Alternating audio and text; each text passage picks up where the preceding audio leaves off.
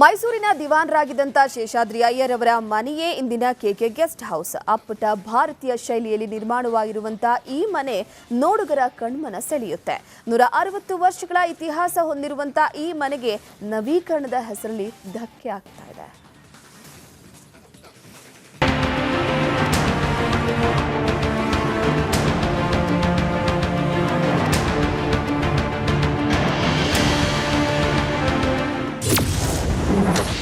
ನವೀಕರಣದ ಹೆಸರಲ್ಲಿ K K guest ಹೌಸ್ಗೆ ಧಕ್ಕೆ.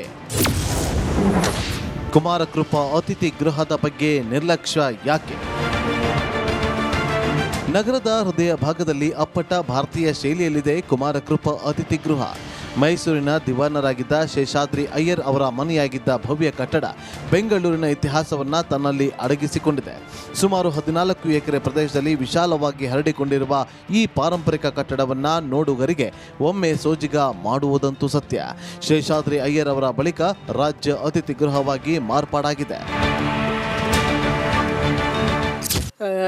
ಆ ರೋಡು ಇಷ್ಟು ಡೆವಲಪ್ ಆಗಿರಲಿಲ್ಲ. ಅದರಿಂದ ಅವ್ರು ಹೇಳಿದ್ರಂತೆ ಈ ಥರ ಎಲ್ಲ ತುಂಬ ಆಸ್ತಿ ಇಟ್ಬಿಟ್ರೆ ಮಕ್ಕಳು ಸೋಮಾರಿ ಆಗಿಬಿಡ್ತಾರೆ, ಅವ್ರವ್ರಿಗೆ ಬೇಕಿದ್ದು ಅವ್ರು ಮಾಡಿಕೊಳ್ಳಿ ಅಂತ ಹೇಳಿದ್ದಕ್ಕೆ ಶೇಷಾದ್ರಿ ಅಯ್ಯರ್ ಅವರು ನಿವೃತ್ತಿ ಆದ ತಕ್ಷಣ ಮನೇನ ಬಿಟ್ಕೊಟ್ಬಿಟ್ರು. ಅದು ಇಷ್ಟು ವರ್ಷ ಅತಿಥಿ ಗೃಹ ಆಗಿತ್ತು. ರಾಜ್ಯ ಅತಿಥಿ ಗೃಹವಾಗಿ ಮಾರ್ಪಾಟಾದ ಬಳಿಕ ಸಾಕಷ್ಟು ಮಹನೀಯರು ಈ ಅತಿಥಿ ಗೃಹದಲ್ಲಿ ವಾಸ್ತವ್ಯ ಹೂಡಿದ್ದಾರೆ. ಮಹಾತ್ಮ ಗಾಂಧಿ ಬೆಂಗಳೂರಲ್ಲಿ ಇದ್ದಷ್ಟು ದಿನಗಳ ಕಾಲ ಇದೇ ಮನೆಯಲ್ಲಿ ವಾಸ್ತವ್ಯ ಹೂಡಿದ್ರು. ಅಲ್ಲದೆ ಇಂದಿನ ರಾಜಕೀಯ ನಾಯಕರ ಅಚ್ಚುಮೆಚ್ಚಿನ ತಾಣ ಅಂದರೆ ಕೆಕೆ ಗೆಸ್ಟ್ ಹೌಸ್. ಕರ್ನಾಟಕದ ಘಟಾನುಘಟಿ ರಾಜಕೀಯ ನಾಯಕರು ಈ ಕಟ್ಟಡದಲ್ಲಿ ವಾಸ್ತವ್ಯ ಹೂಡಿದ್ದಾರೆ. ಭವ್ಯವಾದ ಒಳಾಂಗಣ ಹೊಂದಿರುವಂಥ ಈ ಕಟ್ಟಡ ಅರಮನೆಯಂತೆ ಅನುಭವ ನೀಡುತ್ತೆ.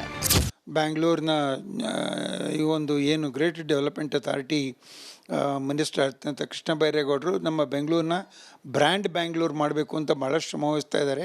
ಭಾಳ ಸಂತೋಷ ಸಂಗತಿ. ಆದರೆ ಬ್ರ್ಯಾಂಡ್ ಬ್ಯಾಂಗ್ಳೂರು ಅಂದರೆ ಬರೀ ಆಧುನಿಕೀಕರಣ ಮಾತ್ರವಲ್ಲ, ಅದರ ಪರಂಪರೆಯನ್ನು ಉಳಿಸ್ಕೊಳ್ಳೋದು ಅಷ್ಟೇ ಮುಖ್ಯವಾದಂಥ ಕೆಲಸ.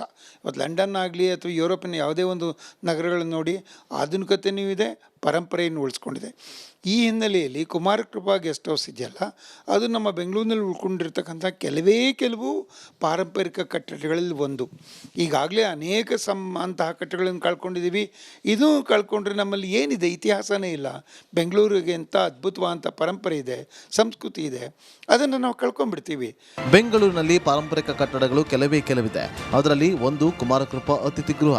ಈ ಐತಿಹಾಸಿಕ ಕಟ್ಟಡವನ್ನು ಉಳಿಸಬೇಕಾದ ಅನಿವಾರ್ಯತೆ ರಾಜ್ಯ ಸರ್ಕಾರಕ್ಕಿದೆ.